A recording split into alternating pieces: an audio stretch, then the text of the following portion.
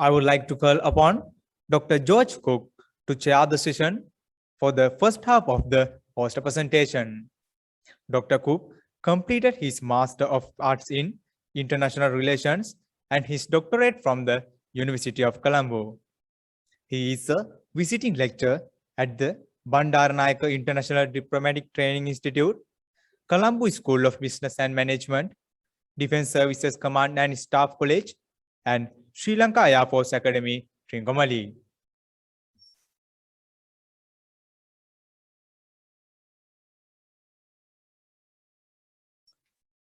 The poster presenters of this session are G. Piris, CLCM Patamanige, MGL Sujata, WMD Vijay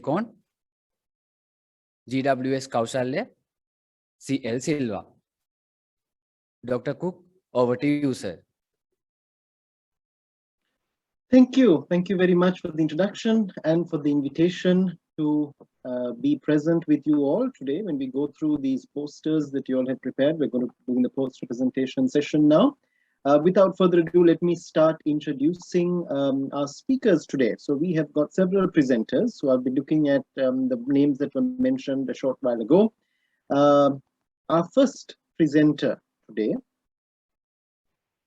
is Miss Gimasha Piris, who is from St. Bridget's Convent. She has just completed her advanced level examination last year, is very much involved in the art stream, and is going to be speaking to us today on a very important topic, and that is online learning, where you're going to be looking at its effectiveness and the challenges faced by students. Gimasha, over to you, Gimasha.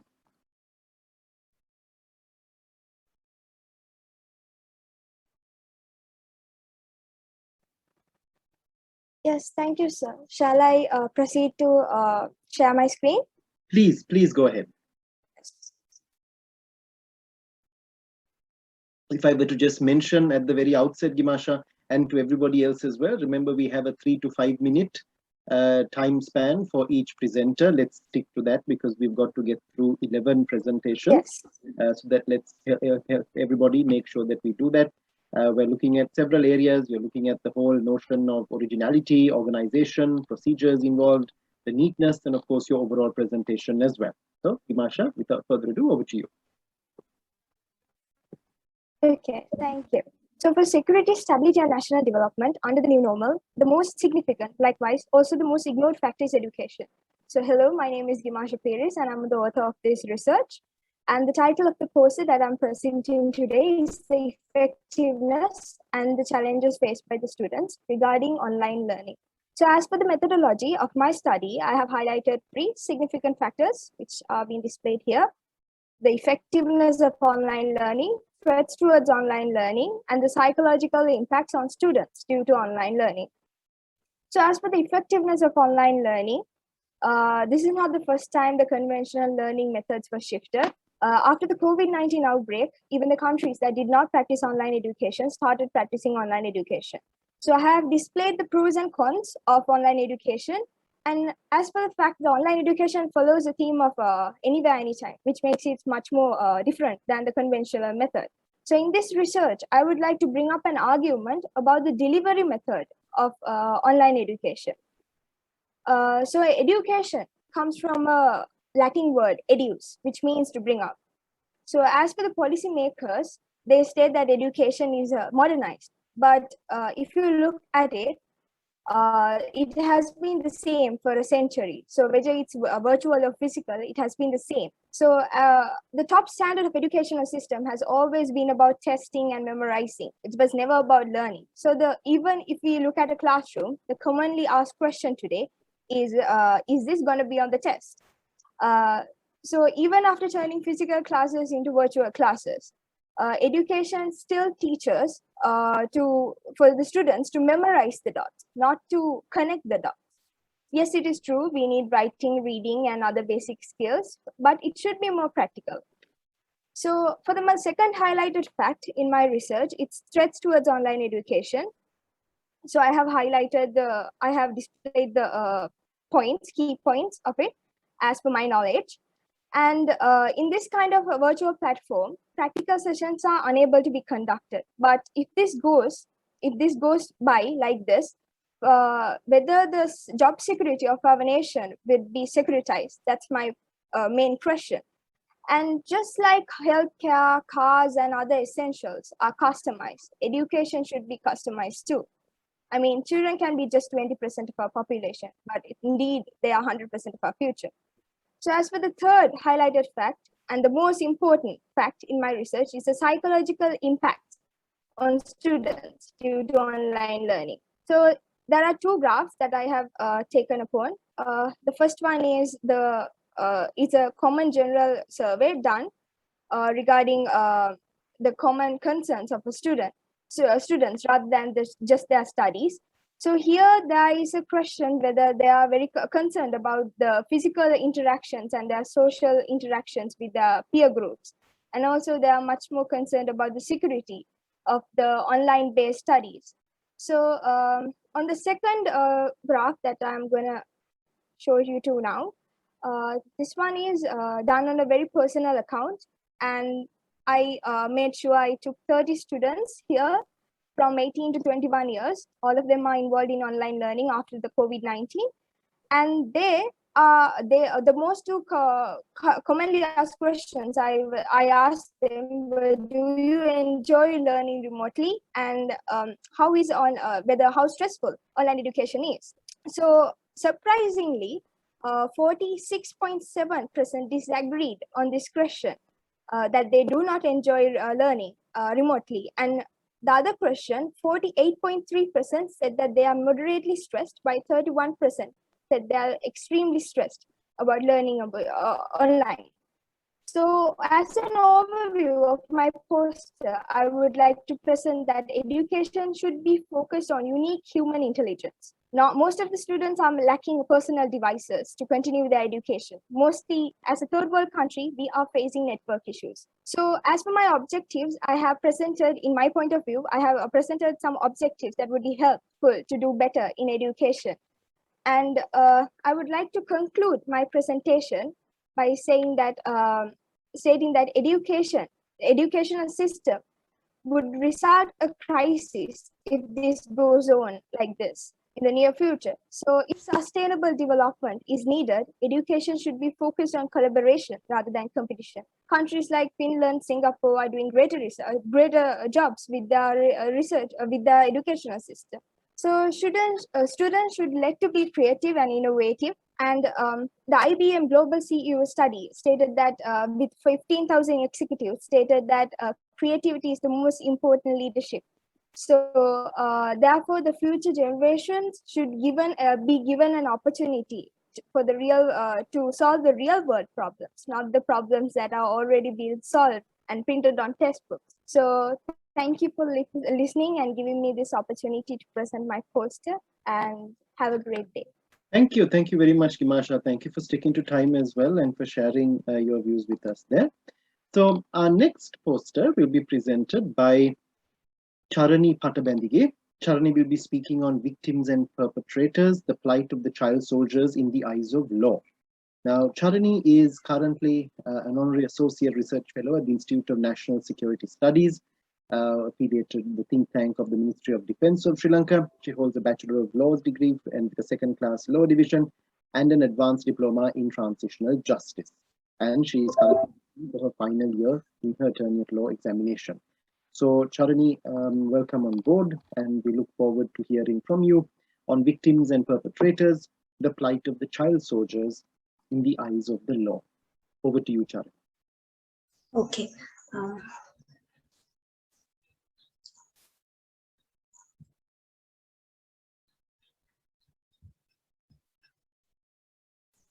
May I start? Please go ahead. Please. Okay. Good evening, ladies and gentlemen. So the topic is victims and perpetrators, the plight of the child soldiers in the rise of the law.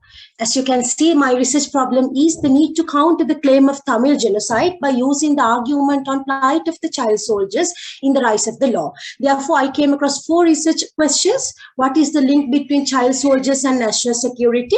What are the laws relating to child soldiers in Sri Lankan and international context? What is the responses to Sri Lanka? What is the response by Sri Lankan government on child soldiering? How to use the argument on plight of child soldiers to counter the claim of Tamil genocide. And my research objectives will be answering for those research questions. And as the research method, I utilize a doctrinal research approach where existing pieces of legislation and judicial precedents are taken into account and critically analyzed.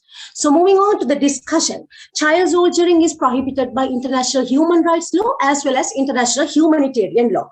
Now, when we look at the child, the use of child is that during childhood, he or she is highly attentive to detail and also open to learning and also is very effective. Therefore, children are utilized in many capacities. LTTE is such an organization who utilize child soldiers in order to fight the war with Sri Lanka. At that context, when we see child soldiering has an array of reasons, we can see that child soldiering can be way of voluntary conscription, or it can also be by the way of involuntary conscription. In the case of voluntary, children go for the colors, the medals, the honors, the feeling of patriotism. However, it can also be for a reason like abduction and also kidnapping when the child is forcibly taken as a witness. So due to this reason, due to the conscription, what happened is that child suffers mentally as well as physically. This goes beyond the ethical and legal concern, because when it comes to child, not only the human security, but all the national security paradigms are threatened due to child soldiering. Now, you may wonder how this affects national security. Today's child soldier who is equipped as a soldier, who is highly trained, highly skilled, will be a person who is running a brigade in the future. So when terrorists equip a child soldier and use strategically in a detrimental way to the society, it is pernicious to the society in whole. So we have to deter child soldiering. And now you might wonder, why am I talking about child soldiering, which happened years ago by Sri Lanka, against Sri Lankan government by LTTE. The reason is that LTTE International Network is now using Tamil genocide claim and accusing of Sri Lanka of having committed a Tamil genocide, which is baseless, futile, and has no grounds. If we can use the argument of child soldiering and showcase that child soldiering is a law violation done by LTTE and the state response of Sri Lanka to counter it, we can see that we can use this argument to counter the claim of Tamil genocide. When we look into the legal framework, we can see that in international context as well as domestic context, we deter child soldiering. In international context, international humanitarian law as well as human rights law grants special as well as general protection for children. In Geneva Conventions, Child Rights Convention, the optional protocols, and also international court, and also United Nations Security Council resolution, as well as ICRC prohibits child soldiering. In national context, we can see the Constitution of the Sri Lanka, and also we are a state party to CRC. We deter and prohibit child soldiering. Now, when we look at the context of Sri Lanka, the state response is that then President, His Excellency Mahinda Rajapaksa, soon after the war said that we are not going to try child soldiers because they are not perpetrators, they are rather victims who are 13 and 14. So in order to counter the Tamil genocide claim, if we can show that LTT use child soldiers which are against the law, we can in fact counter the claim of Tamil genocide.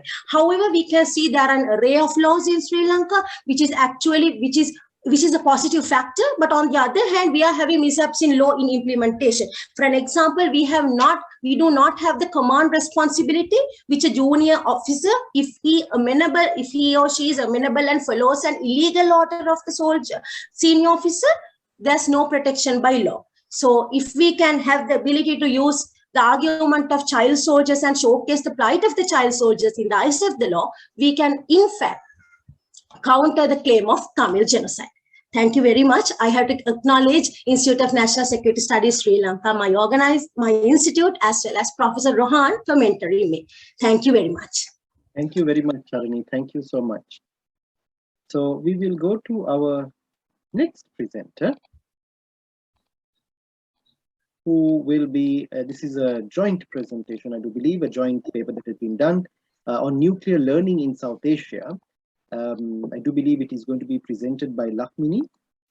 Lakmini, am I correct? You'll be presenting this paper, Yes, sir. Lakmini? Okay. So Lakmini Sujata is a Yes, second sir. graduate in strategic studies and international relations at the General Sir John Kotarara Defence University. She is a past pupil of Anla Devi Vidyalaya and is going to be speaking to us on a pretty timely topic when we look at what has happened in the region from the 1970s onwards. So let's listen to you, and you're going to be speaking to us on nuclear learning in South Asia. Over to you, Lakshmi. Thank you. Thank you, sir.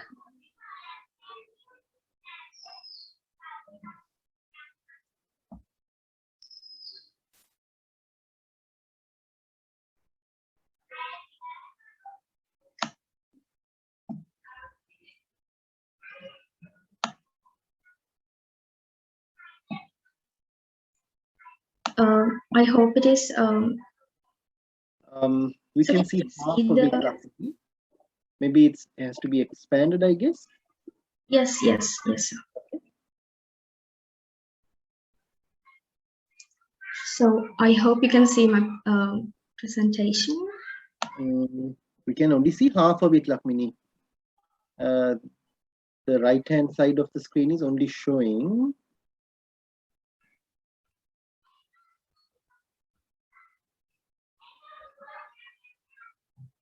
Maybe you can close the presentation and open it again. Maybe something happened when you were opening it, perhaps. Yes, sir. Try sharing the screen again, it should work.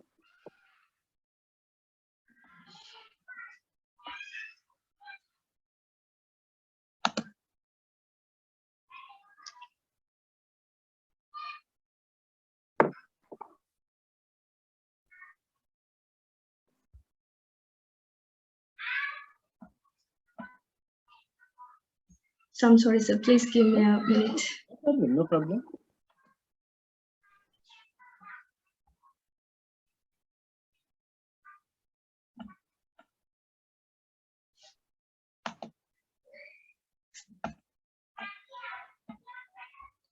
So if it's okay, you can proceed with the next one. Fine. Okay, fine. We'll come back to Lakshmi. Super. We can do that. That will save us time. That's good. Okay, fine.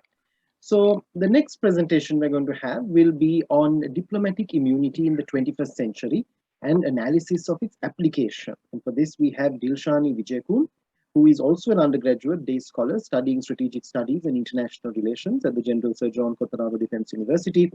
Dilshani says she's very passionate about IR, and we're going to be hearing all about that. In terms of a topic that is extremely relevant, we're looking at 1961 Vienna Convention, and you're going to be looking at particular aspects of it, Dilshani. So over to you.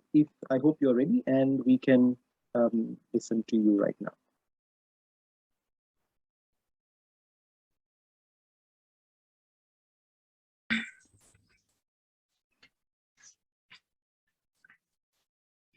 Can I share my screen, sir? Please go ahead, Dilshani. Please go ahead.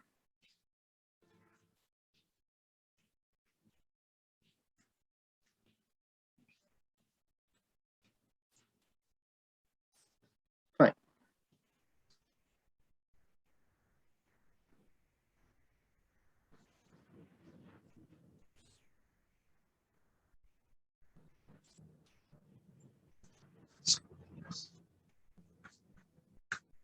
A very good evening to the chair and all eminent personnel. My paper is titled Diplomatic Immunity in the 21st Century and Analysis of its Application. Through this paper, I have analyzed the modern use of diplomatic immunity and the conduct of diplomats pertaining to the privilege. I have also identified the causes for the current misconceptions on the practice and these privileges. Thus, I have understood that some alterations are required to help minimize the misusage of diplomatic immunity by diplomats and their families. Introducing my research, I would like to say that diplomatic immunity is a privilege given to all diplomats and their families, especially in the receiving state. It grants them immunity of jurisdiction from the particular state's laws. 19 articles of the Vienna Convention I'm sorry, 19 articles of the Vienna Convention on Diplomatic Relations are meant for these privileges. Exemption of taxes, inviolability of diplomatic premises are some privileges offered to diplomats and their families in addition. These ensure the protection of all diplomatic resources and helps maximize the efficiency of diplomatic functions. Yet recently, these privileges have come to the spotlight due to various controversies. I used a qualitative method for my study, which utilized both primary and secondary sources. In my discussion, I took several cases into consideration. Harry Dunn, a British teenager, was killed at a road accident caused by a US diplomat's wife, sparking a massive controversy. Although it was a clear fault on her side, she left the UK and claimed immunity. Therefore, she has not been brought to courts or penalized in any form even after 2 years since the accident. Another controversial incident was the assault of 2 shopkeepers by the wife of Belgium's ambassador in South Korea. She too was given immunity and acquitted of all charges. In this case, the people of South Korea petitioned to their blowhouse, and later the ambassadorship was revoked by Belgium's foreign minister. In addition, 2 high-rank diplomats from the United Arab Emirates were caught smuggling gold from India. India has requested the attention of UAE's authorities to see to this matter. All these problems have created tensions among countries and their citizens. Some states have taken measures to prevent misuse of immunity by diplomats. For example, the US and UK recently revised their diplomatic immunity rules after the Harry Dunn incident. I must highlight that these privileges must exist for the protection of diplomatic personnel in a foreign land. But to avoid offenses of the said kind, the clauses of the VCDR must be amended such that diplomats and their families have to face the consequences of their actions wherever they are in the world. It also should classify to what extent family members can be guarded and define who are specifically entitled to these privileges. In conclusion, I must emphasize that diplomatic immunity has to be used for official purposes only. In addition, I see that amendments to the privileges in the VCDR are highly necessary to avoid future tensions among nations and maintain the integrity of the discipline. This is the end of my presentation. Thank you.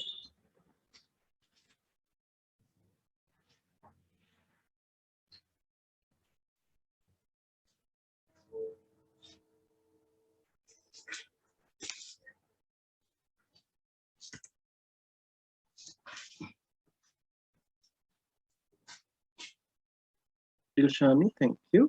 Lakshmini, can we ask you whether you're ready? Is it okay now?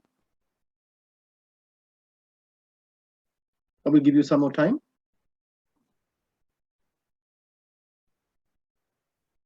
You're ready now?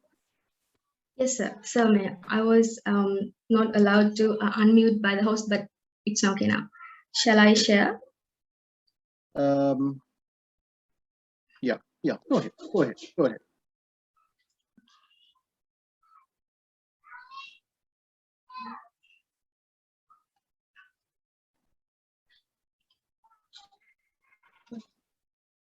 Perfect. We can see. Is it visible? Yes, we can see. Okay, first of all, very sorry for the inconvenience happened, and my virtual background is even not helping me. So, however, good evening, everyone. I'm Lakshmini Sujata from for the Faculty of Defense and Strategic Studies, and I'm a second year undergraduate, as Sir mentioned. So, I did my research on nuclear learning in South Asia.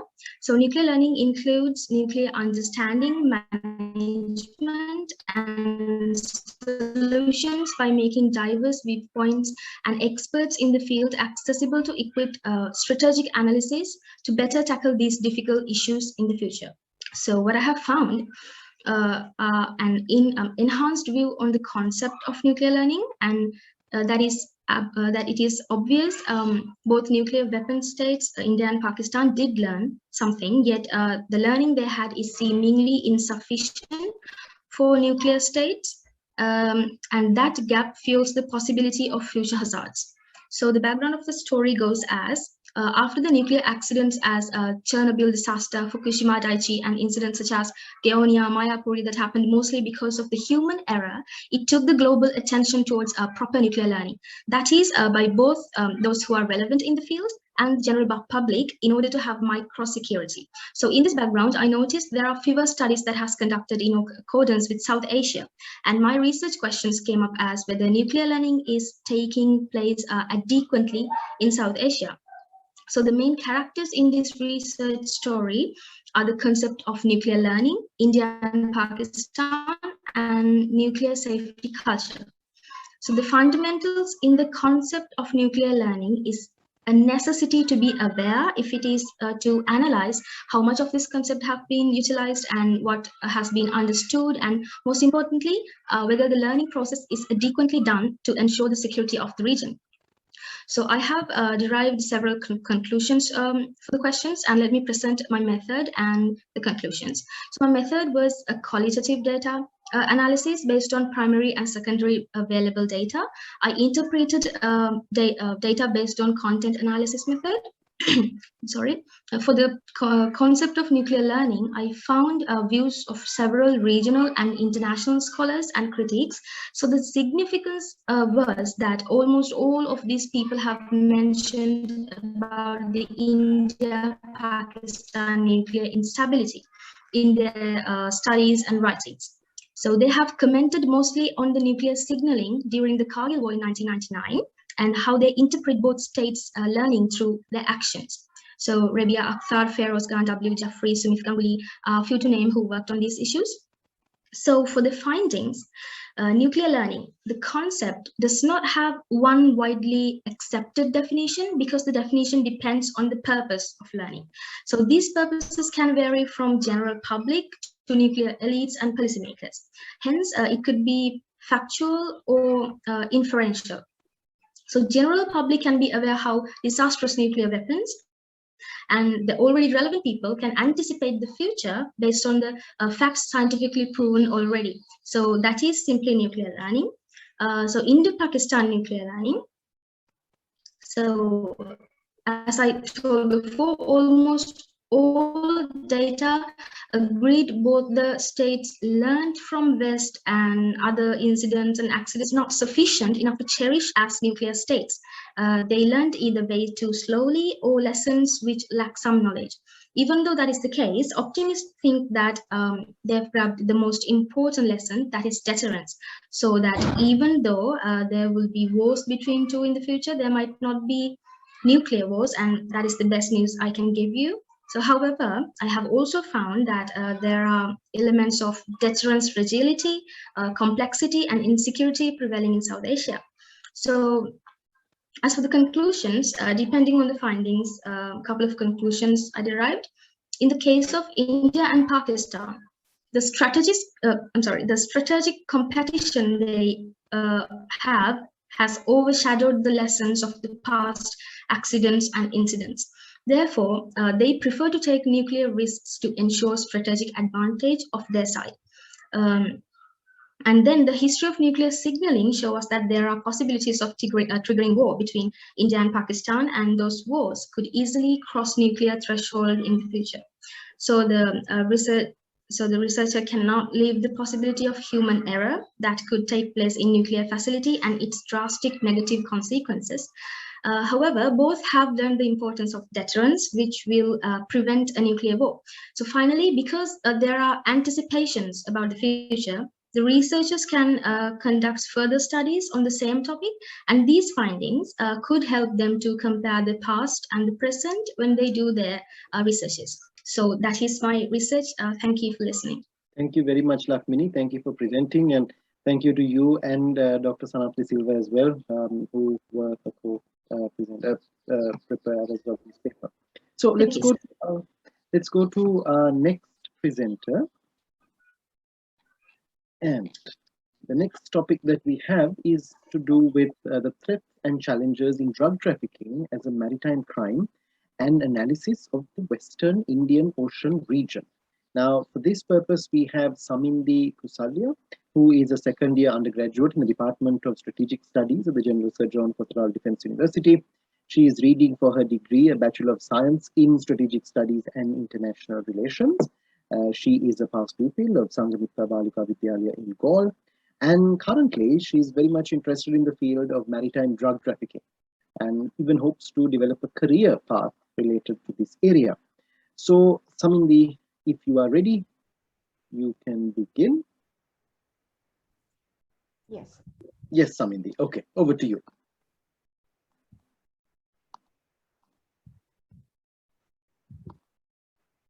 Is my screen visible, sir? Yes, it is. It is. We can see it.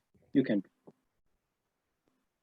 Good afternoon, ladies and gentlemen. My name is Samindi Kosalya. My research topic is Threats and Challenges in Drug Trafficking as a Maritime Crime and Analysis of the Western Indian Ocean region. When we talk about drug trafficking, it can be identified as one of the major non-traditional security threats that came into existence in the post-Cold War era.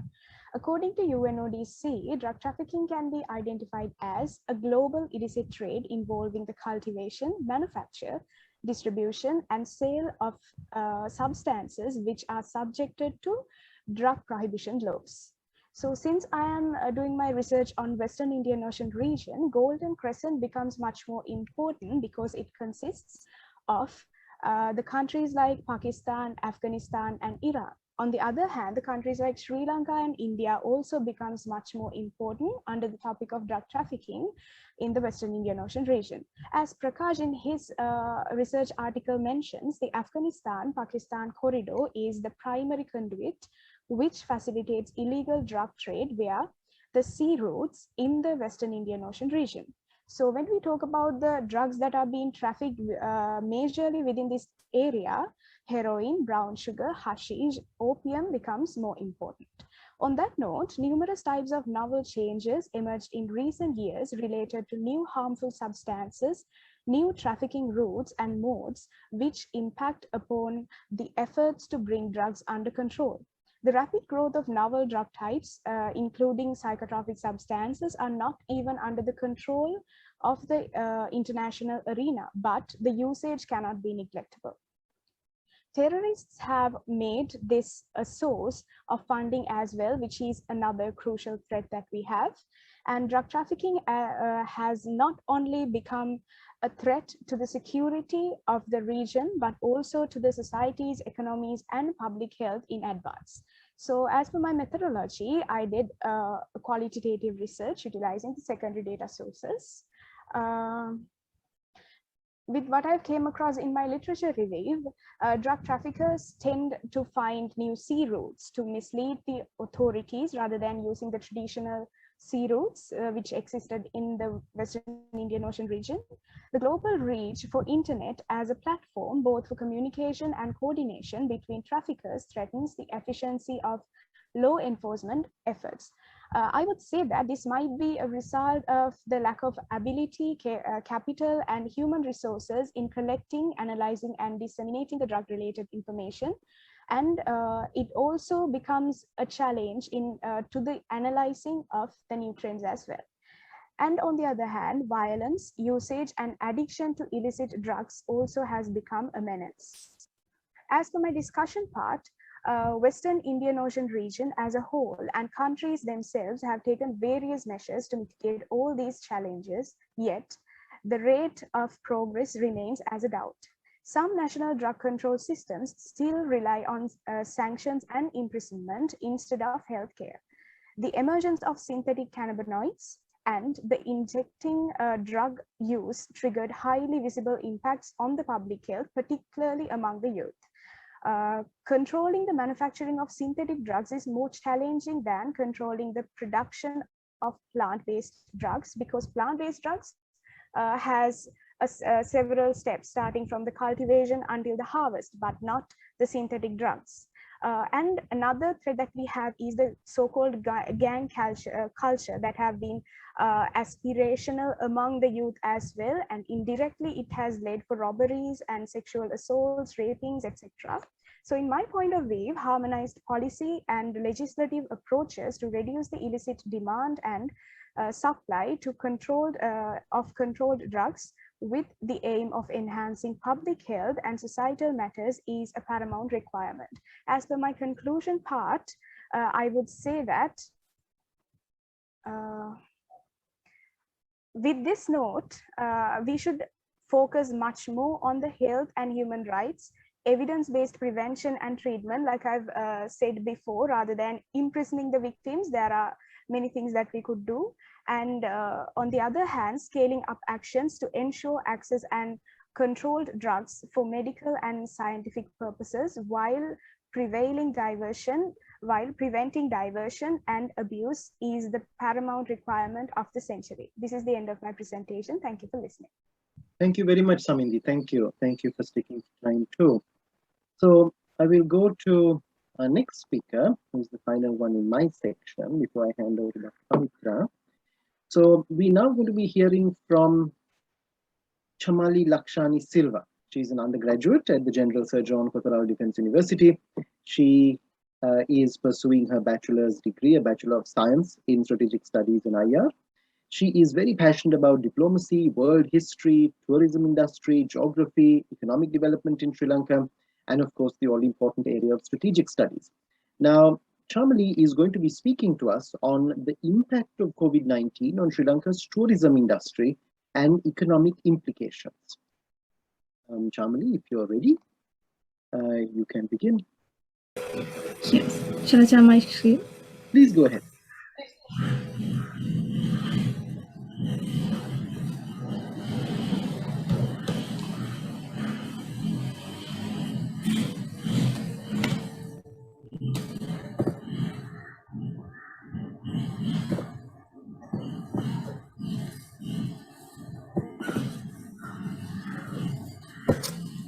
Good evening, ladies and gentlemen. I'm Chamal Silva, and I'm here to present my research under the heading of Impact of COVID-19 on Sri Lanka's tourism industry, economic implications. The purpose of this study is to comprehend the impact of COVID-19 on Sri Lanka's tourism industry and how it affected Sri Lanka's economic growth. Also to investigate the significant provisions that help to rebuild the industry.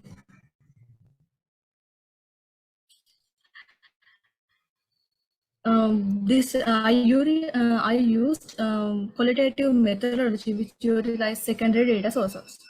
First of all, let me tell you why tourism industry is important and it's relevant to Sri Lankan economy. Tourism industry is one of the most prominent economic sectors around the world, which is beneficial for every country's economy. In Sri Lanka, it is the third largest foreign exchange earnings sector. It is regarded as one of the main growth strategies for Sri Lankan economy because it contributes to the economic growth by bringing much needed foreign exchange, creating thousands of jobs, improving country's infrastructure, and encouraging cultural relations between foreigners and Sri Lankan citizens. Okay, so I guess the connection was getting weaker there. Dr. Pavitra, maybe you could start with your section now and let's give her a turn when she's able to reconnect once again. Because oh, Chamali, you're back. Okay. Is it? Yeah. You got disconnected there. You'd need to put your mic on. Can you hear me now? Yes. However, due to the COVID-19 pandemic situation, Sri Lanka's tourism industry is facing many challenges. During this situation, it is essential that we first understand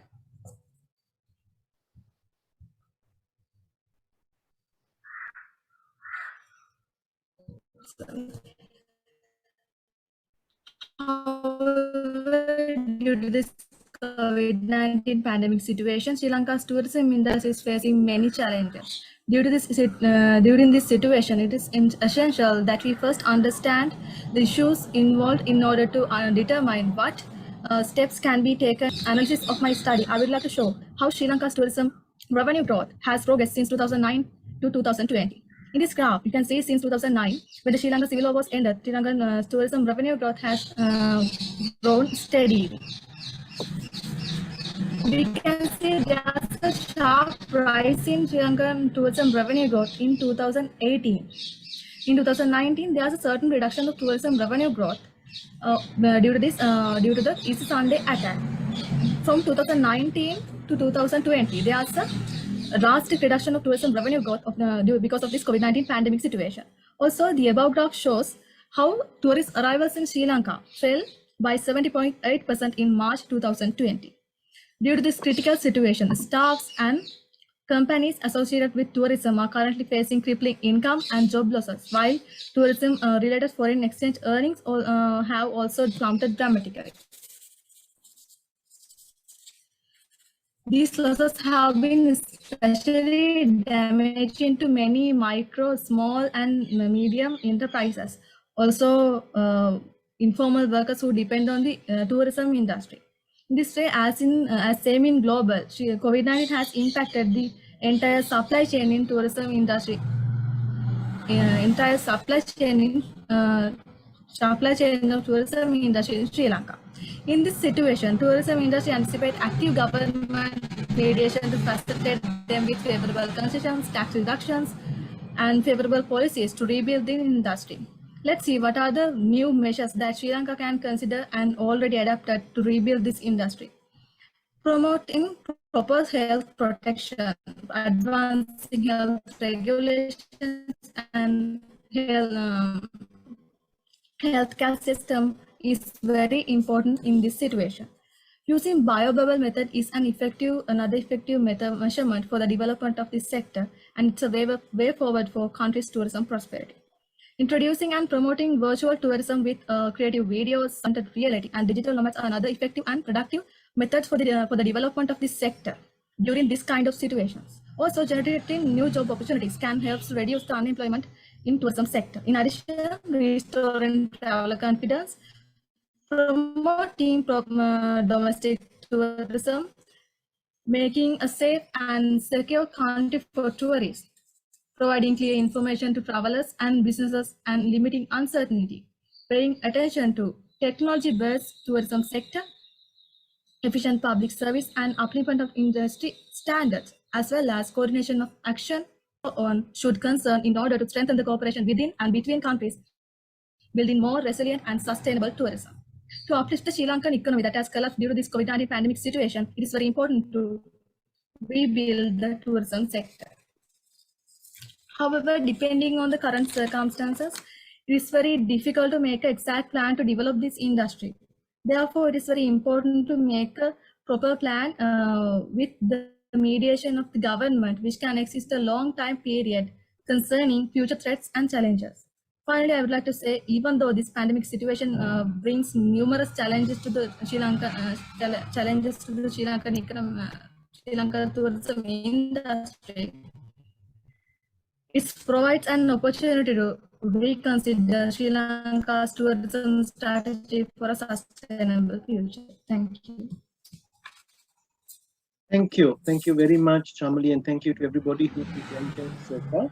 So I would now like to hand over to Dr. Pavitra Jayawardena, who will be introducing the next presenter. We have 5 more, and she will be taking it forward from there. Over to you, Dr. Pavitra.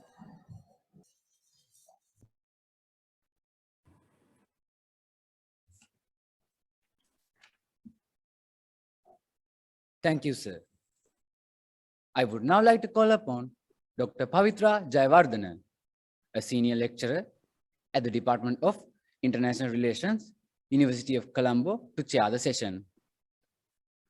She completed her Doctor of Philosophy in Political Science from the Victoria University of Wellington, New Zealand.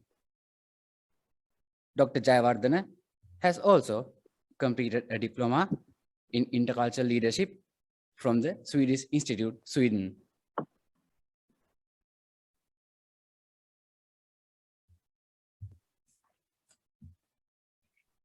The poster presenters of this session are B. Senaratna and N.R. Dinetri, PMP Aloka, B. Senaratna and C. Ekanayaka, D. Samaragunaratna and H.S. Vijay Singh.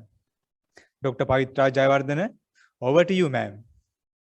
Thank you so much, and I hope I'm audible enough. Yeah, I think so. Okay.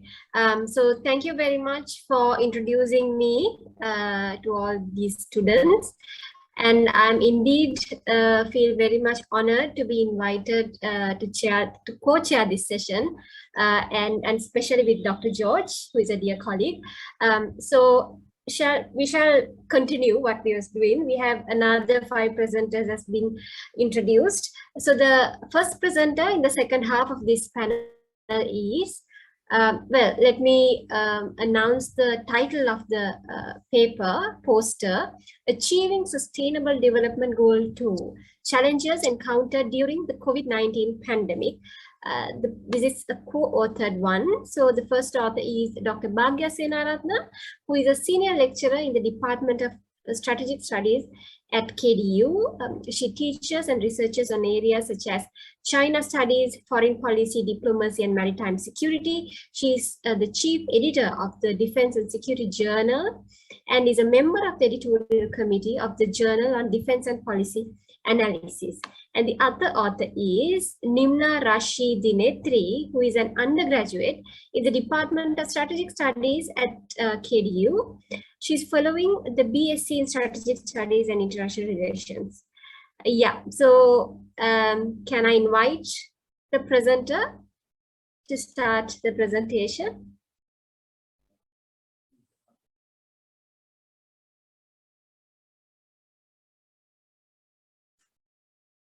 Yes, Nimna.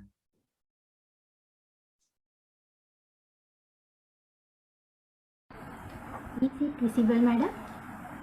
Yes, please.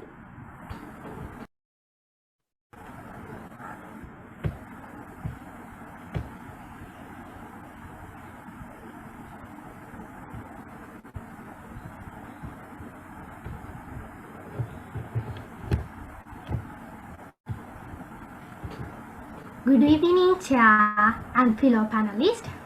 I'm Nimna Rashi Dinetri. This is a co-authored paper. Our topic is Sustainable Development Goal 2, Challenges Encountered During the COVID-19 Pandemic. This is a very important research is relevant in the contemporary setting. The keynote speaker, Mr. Lalit Veeratunga, just spoke about the importance of ensuring food security. Nimna, very sorry to disturb you, but we cannot see the screen anymore.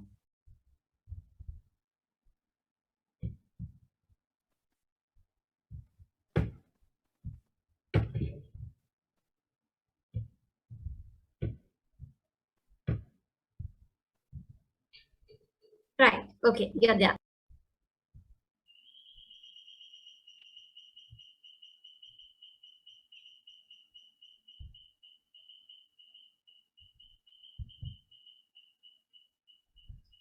Is it visible, madam? Not really. We lost it again.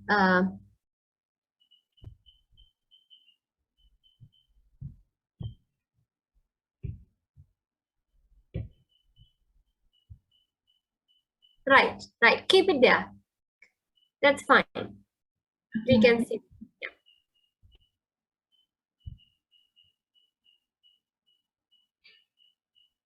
This research examines the challenges countries face in achieving SDG 2 by 2030 amidst the drawbacks encountered during the pandemic. Hence, the research examines the questions: how has COVID-19 impacted on achieving SDG 2, and how can countries overcome these challenges? The paper is divided into 3 main sections. The methods and methodology section illustrates how the research was carried out, and the second section analyzes the challenges countries face in achieving the SDG and indicates what mechanisms are employed to overcome them. The final section concludes the research. There are two research questions in this research. First one is, how has COVID-19 impacted the achievement of SDG Goal 2? Second one is, how can countries overcome these challenges? This is a qualitative research that followed the case study method. The case study identified are Sri Lanka, Canada, France, and Vietnam. We have identified what is SDG and focus about COVID-19. The UN Sustainable Development Goals are 17 goals that countries pledge to achieve by 2030. The second SDG seeks to find permanent solutions to end all hunger and achieve food security. We have identified a case study on France, Canada, Sri Lanka, and Vietnam.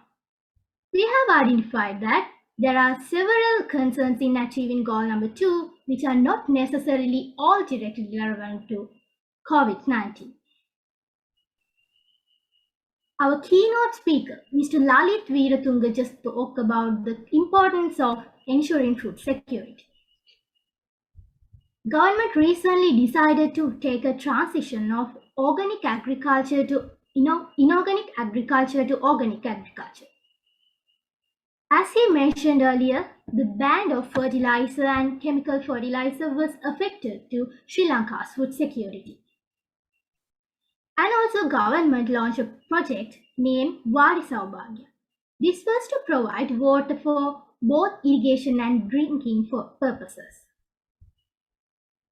The research identified that there are concerns even prior to pandemics such as those surrounding climate change. However, ladies and gentlemen, we can see through our analysis that both developed and developing countries achieving this goal as the pandemic. As indicated earlier, achieving SDG 2 indicates that countries need to ensure that their people have access to quality produce. Countries are reporting many job losses, whilst also indicating difficulties in the purchasing food, such as foreign reserve crisis cited in Sri Lanka. In addition, it is forecasted that Sri Lanka will face a severe food crisis as the government has banned the use of chemical fertilizer. Accordingly, the research concludes that countries will find it immensely difficult to achieve the targets set out in SDG 2 over the next 8 years with no sign of COVID-19 pandemic ending. This is the end of our presentation. Thank you so much for listening. Thank you so much, Nimna. Okay, so we'll move to the next presenter. The next presentation is an analysis on cosmopolitanism in colonial Sri Lanka with special reference to Kandyan period. The author is Ms. Pansiru Aloka Kumari, who is a second year student at KDU and currently following the degree in Strategic Studies and International Relations. And she says she's fascinated on continuing researches to explore the unrevealed historical realities. Okay, so Pansiru, are you with us? Perfect. Right. Over to you.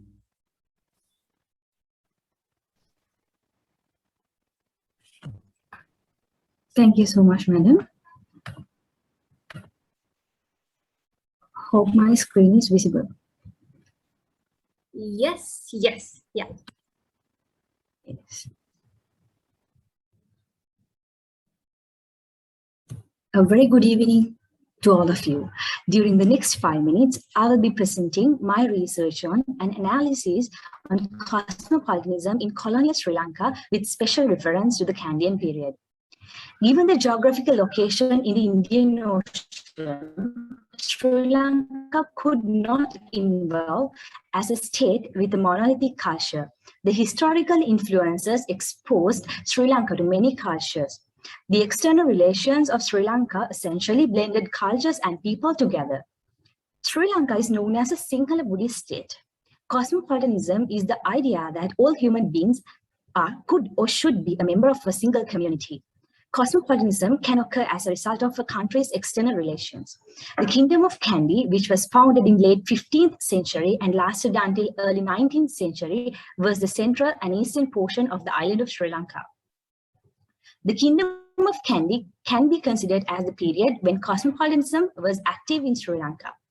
King Vimaladharma Surya I was one of the greatest kings in Kandy that ensures the Kandyan kingdom were home to a variety of cultures and nations. As a result of advent of colonialism, many cultural, socio-political changes leading to cosmopolitanism incorporating European tradition took place in Sri Lanka. Kandy was a cosmopolitan city that occurred positive changes under the colonialism. Sri Lanka was colonized with the arrival of Portuguese in 1505 AD, after which the country was also colonized by the Dutch and British respectively. Due to the geographical location, Sri Lanka attracted special attention from the Western states. Cosmopolitanism and indigeneity have been repositioned not only in court but also in local provinces of the Kandyan areas. In areas where there were separate villages with predominantly Sinhala, Tamil, or Muslim residents, and the discussion therefore begins to follow this from the ground up conversary over the concepts in such villages. A cosmopolitan place or society is full of people from many different countries and cultures. Someone who is a cosmopolitan has had a lot of contact with people and things from many different countries, and as a result is very open to different ideas and ways of doing things. Although cosmopolitanism, published literature does not support for important evidences. With the arrival of colonialists, both cosmopolitanism and indigenous came to dominate the Kandyan kingdom of Sri Lanka. In such an environment, the kings of Kandyan kingdom had to face many conflict situations at that time. In the Sri Lankan social structure, many ethnic groups have inhabited since long time ago. The period from 1815 to 1819 remarks the turbulent in the history of Sri Lanka due to the socio-cultural diversity. The rise of this cosmopolitanism can be pointed as another reason that led to the Kandyan Rebellion in 1818. The Independence Rebellion was an attempt to stop the spread of foreignism in Sri Lanka. As an example, although Sri Lanka was a country where Buddhism was the forefront, it was culturally and politically was complex during the reign of King Vimaladharma Surya I. Dona Kaparina, who was the queen of King Vimaladharma Surya I, herself never gives up in Catholic twins serving as a queen consort. King and queen were very familiar with Portuguese custom to which they had both exposed during the time that they are away from Kandy. Dutch accounts of the time that offer the most remarkable cosmopolitan panorama of Kandy. The Dutch envoy Siebel mentioned how he saw the king holding a golden cup full of wine made from the grapes that grown in his house. Thus, with the advent of colonial domination in Ceylon, the tradition in Ceylon and the colonial tradition had merged. Also, there is a beautiful picture of King Vimaladharma Surya shaking hands with the Western style with Spielbergen. Also, Spielbergen's accounts places emphasis on the fashionable outfits of the men and women of Kandy. All these facts have proved that cosmopolitanism was a very strong factor in Ceylon. This can also be cited as another factor contributing to the 1818 independence struggle. But this positive research suggests the positive effects must continue. This has proven the cosmopolitanism features practiced in the Kandyan period had lifted society upwards in all aspects. Similarly, reviving the same features in the modern context for the healthy survival of the pluralistic society is very much to the fact that cosmopolitanism is an essential element in a country like Sri Lanka, where many cultures are lived, despite the fact that cosmopolitanism is an active aspect in the kingdom of Kandy. This is the end of my presentation, and thank you for listening. Thank you very much, Pansilo. It's a very exciting one, I must say. And in improving your research, you can also read Professor Nihal Pereira or Professor Neera Wickramasinghe to get a good sense of history, you know, especially Dutch period, what happened in each of these colonial periods. There were differences. So just a suggestion for the improvement of your research. Right, so we'll the next presenter. The title of the next presentation, the poster is The COVID-19 Pandemic in South Asia, an analysis of China's medical assistance. This is a co-authored one by Dr. Bhagya Senaratna, who is a senior lecturer in the Department of Strategic Studies at KDU, and by Chamisha Ekanayaka, who is an undergraduate scholar studying international relations and strategic studies at KDU. Her passion is to study multidimensional relationships between governments, intergovernmental organizations, and non-governmental organizations, as well as issues that impact global stability and interstate conflict. Can I now invite Chamisha?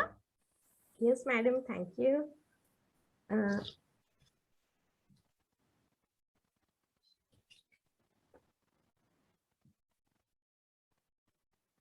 So hope you all can see my presentation. We can see that. Honorable Chair, fellow panelists, good evening. In the next couple of minutes, I will be talking on the COVID-19 pandemic in South Asia and analysis of China's medical assistance, which is a co-authored paper. Ladies and gentlemen, without spending much time, let me introduce the research.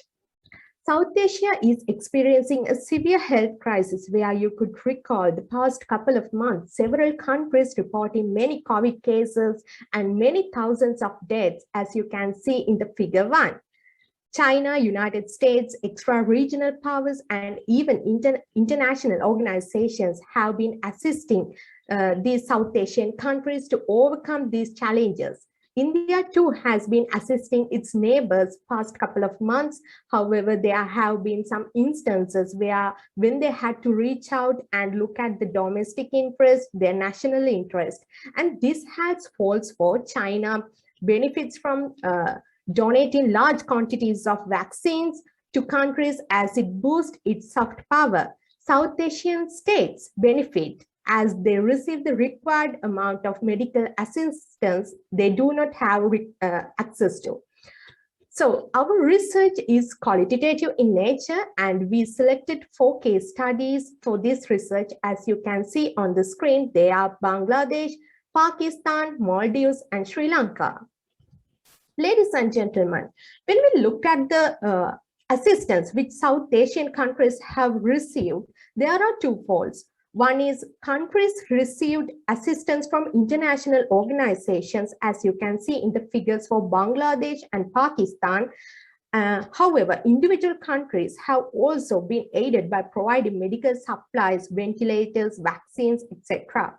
Therefore, we portray a variety of these figures that can be obtained from different sources.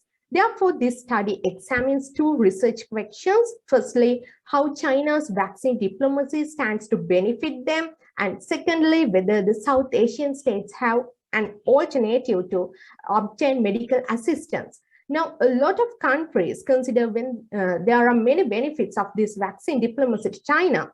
China is boosting its soft power by donating medical assistance in addition to delivering large quantities of vaccines that are being purchased. As the world's top vaccine exporter, China has called for inoculating more people around the world to increase herd immunity and global health. We must consider those alternatives for the South Asian countries, that South Asian countries are benefiting from China's assistance at a time when it does not have many alternatives. China is receiving a positive reaction from being available to help in times of need. This behavior contrasts India's and United States as they withdraw from assisting countries. Even though there are benefits, ladies and gentlemen, for China, we see that vaccine diplomacy or China's initiatives to provide medical assistance to countries has encouraged other countries to come forward and help South Asian countries. As you can see, figure related to Maldives. You'll see Japan is also giving quite considerable number of 25% of the vaccines coming to Maldives through Japan. So you see these kinds of instances, and you need to understand, ladies and gentlemen, this is an ongoing research. Therefore, these figures continues to change depending on the medical assistance being received. And we can see a healthy competition, and countries have understood that they have created a strategic vacuum in this region, and China is fulfilling that vacuum created by countries like India and United States, moving out from these donations. And with that, we conclude our research. Thank you. All right, thank you very much, Amisha. This is timely needed intervention also. So I hope you will continue to sort of develop this line of argumentation with some solid evidences as well. So thank you very much, Amisha. We'll move to our next presentation, the poster presentation. The title of the poster is Russia-Ukraine Relations since 2014. And the presenter is Ms. Deshani Devmini Samara Gunaratna, who is an undergraduate at the Faculty of Defense and Strategic Studies of KDU. She's a multilingual speaker. She speaks Sinhala, Tamil, English, and French fluently, and she's interested in learning foreign languages, exploring history and geography. Do we have Deshani with us? Yes, there you go. Yeah, over to you.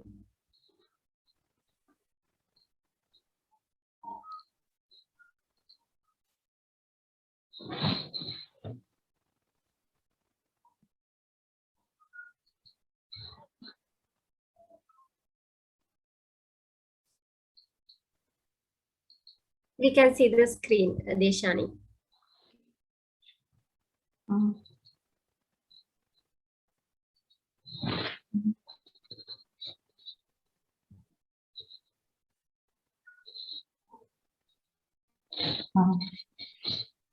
Is my screen fully visible? Yes, yes, it is enlarged now. Yeah.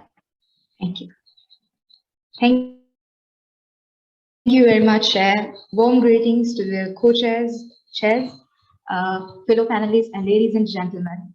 I'm Deshani Samara Gunaratna, an undergraduate from KDU.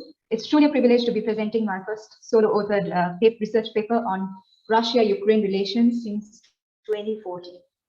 The legacy of the Tsarist Empire and its impact on Soviet Union is one of the most crucial factors to understand the post-Soviet space. I believe this is especially true for Russia-Ukraine relations. Ukraine had been a founding state of Soviet Union and so far had been an important contributor to Russia. The modern bilateral relationship between the Russian Federation and Ukraine formally started when the former Russian Empire was going through its political reform during the World War I. However, in 1920s, the bilateral relationship was changed when Ukraine was conquered by the Russian Red Army and the Polish Army. But in 1990s, immediately upon the dissolution of the Soviet Union, both Soviet Russia and Soviet Ukraine formally constituted as republics and the bilateral relations were revived. But however, the relations between the two countries had severely fallen apart since the 2014 Ukrainian Revolution. So the Ukrainian Revolution, it started in November 2013 as an internal crisis when the former president Viktor Yanukovych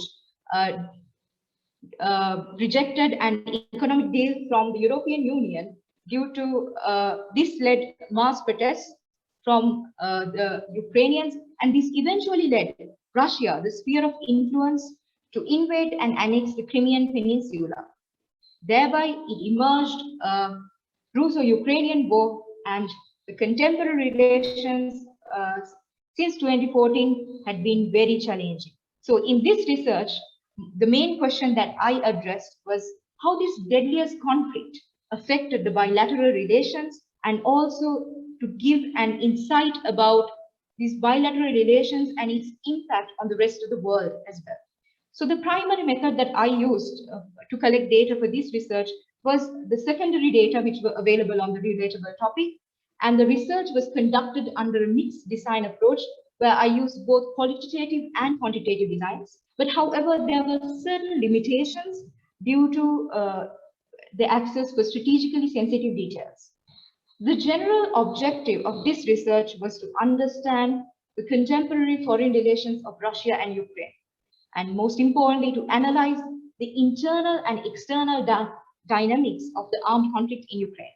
But however, I had to consider about certain specific objectives, such as to analyze the importance of imperial heritage and its impact of the bilateral relations, and moreover, to understand the controversies of culture, social roots, and its impact on this Ukrainian conflict. Moreover, another insight that I had was to examine the influence of Russia-Ukraine relations on global politics. So the main discussion I had on this research was that although there were previous studies on the foreign relations of Russia and Ukraine extensively, which examine the status quo of this ongoing war, the problem actually lies on how foreign relations between the two countries clearly reflect a geopolitical struggle over the geopolitical and as well as the cultural orientation of Ukraine, which had been a crucial importance for the future development of not only Ukraine, but for the post-Soviet space and as well as the Eastern Europe. So in this research, I stated how the historic dynamics and the ongoing war has affected the present foreign relations between Russia and Ukraine. So in order to examine the results and the conclusion, so as per the Ukrainian perspective, according to surveys conducted by the Ukrainian public, it seems that they are now eager to rethink about their economy after years of sacrificing.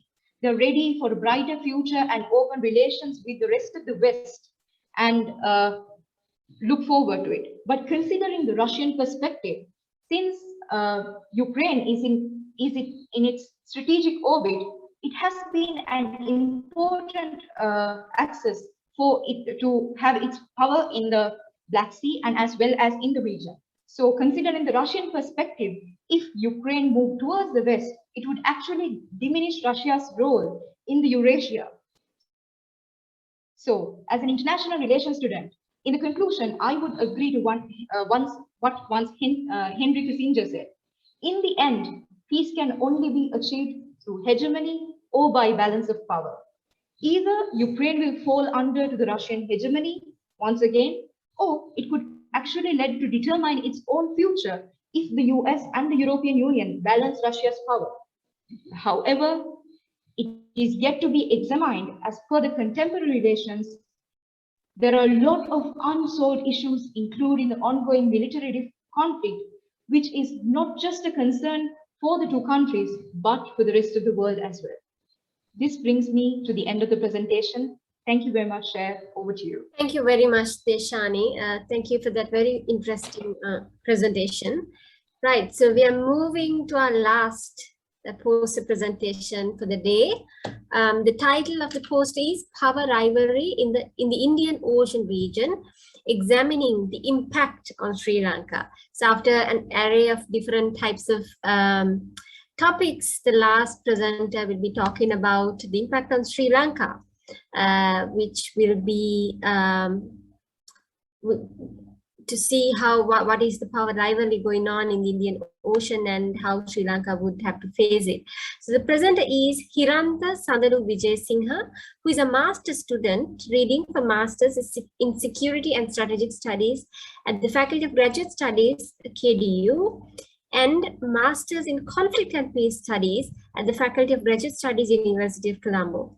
He holds a Bachelor of Science in Management and a Diploma in International Relations. Hiranta has 10 years of experience in the fields of corporate training and general administration.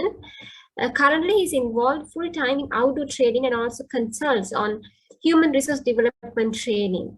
Hiranta has a keen interest on strategic studies and research related to national security of Sri Lanka. His major research interests include intelligence, countering terrorism, and maritime security. Hiranta, over to you.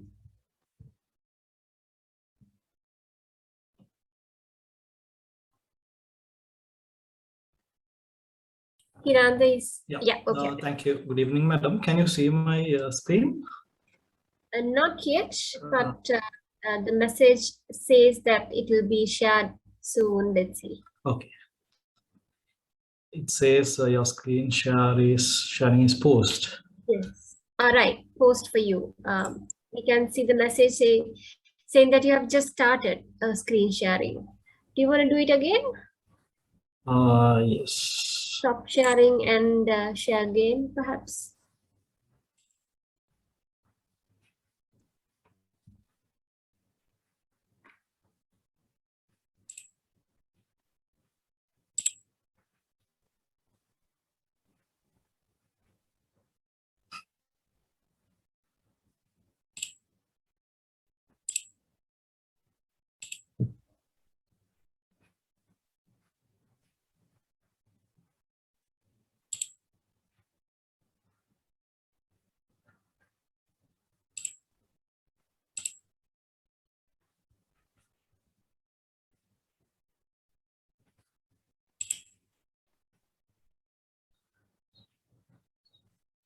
The screen is frozen, right?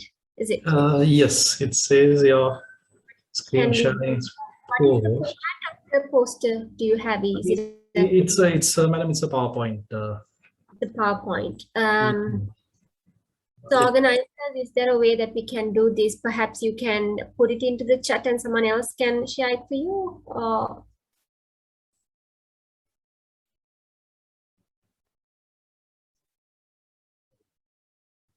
Hiranta, do you want to try that? You can perhaps. Do you see right. now? Okay, fine. Okay. Right. Okay. Over to you.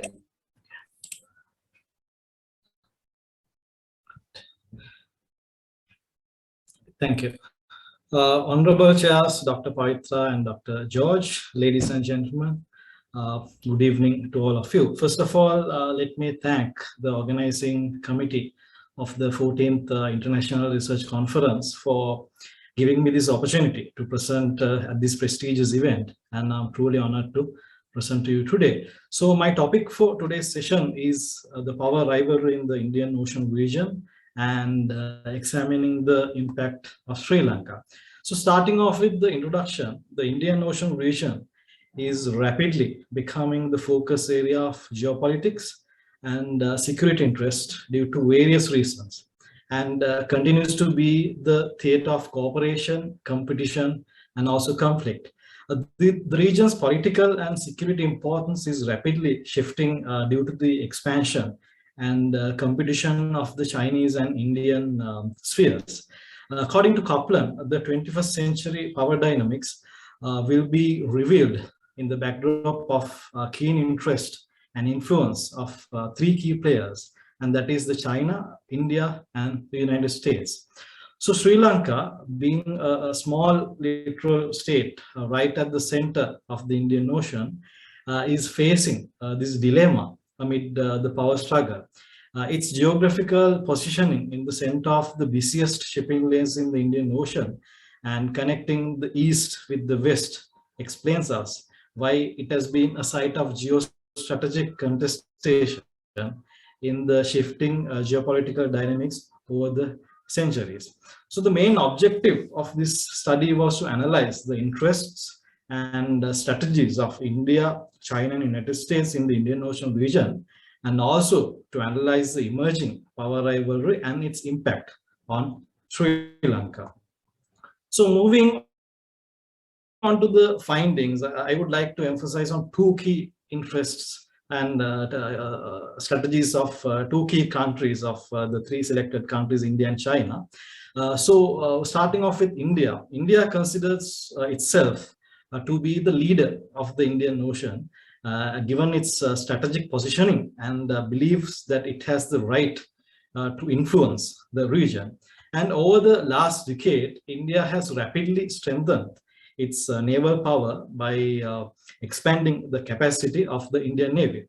Also, India has expanded to Asia Pacific by gaining strength from their strategy on the Look East policy. And also, India seeks to counter the Chinese hegemony by having a large naval presence in the Indian Ocean region, as well as the Asia Pacific region. China, on the other hand, is the world's biggest manufacturer, and they are heavily dependent on the security of sea lanes due to the growing trade with Asia and Europe, and also their imports. They get their import oil and energy imports from, and also the raw materials from Middle East and Africa.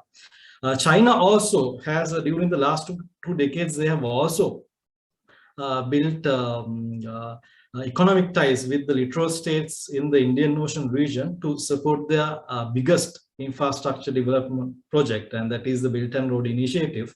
Also, it is China's interest to have a larger presence in the Indian Ocean region in order to prevent the United States domination, and also their strategies to contain India. And finally, China has been developing several important infrastructure projects in the region, and some of them are a military base in Djibouti, the Gwadar port in Pakistan, Hambantota port in Sri Lanka, and also two other projects in Chittagong and Myanmar, in order to make their presence, in order to enhance their presence in the Indian Ocean region. Talking about the impacts or how their interests influence Sri Lanka, we can see the Chinese influence through economic ties by increased foreign and aid and bilateral trade in Sri Lanka. And we can see the Indian influence through historical ties and the geographical proximity. Also, China and India are competing to become the largest trading partner of Sri Lanka. And on the other hand, the United States, being the Sri Lanka's largest export market, they are using their economic incentives as a tool to influence Sri Lanka. So while China is having a foothold in Sri Lanka through the infrastructure projects like Hambantota, Mattala Airport, etc., also India is also interested, keen interest on the Trincomalee port, the oil tank farms in Trinco, and also the east container terminal of the Colombo port. So to conclude my presentation, what I see is Sri Lanka must specifically understand its role and maintain a friendly foreign policy towards all the other nations, maintaining its non-aligned status, and to have a flexible foreign policy targeting more cooperation in the Indian Ocean region. It should also continue economic development with China.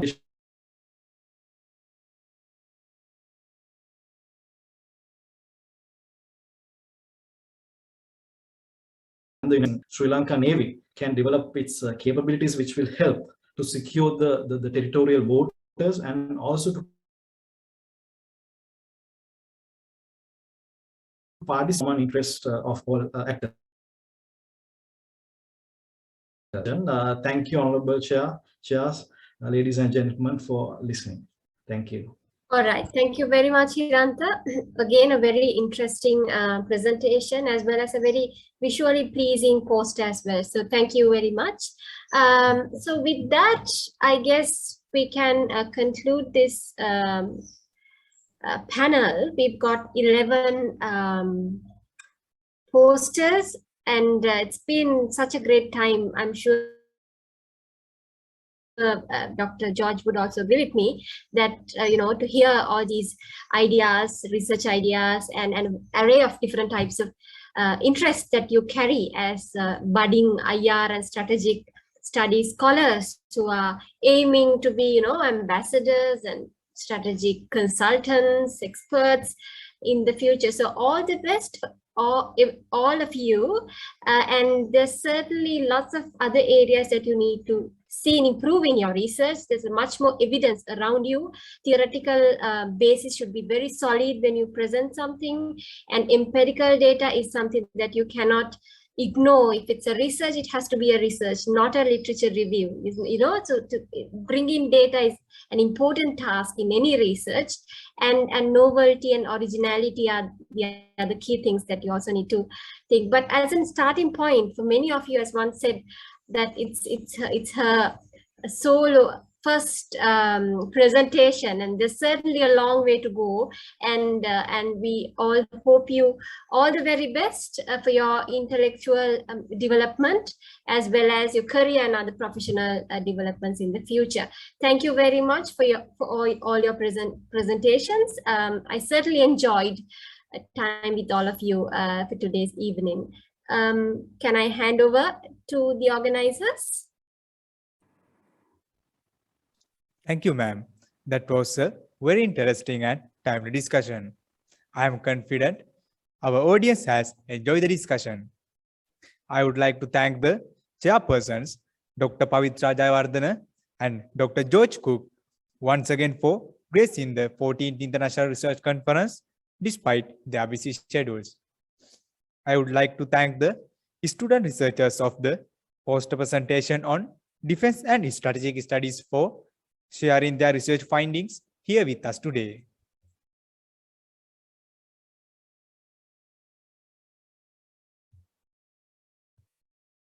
Ladies and gentlemen, with that, we conclude the poster presentation for Defense and Strategic Studies for the 14th International Research Conference. This is the end of the first day of the KDU IRC 2021. I request that you be online via the same link for the second day technical sessions.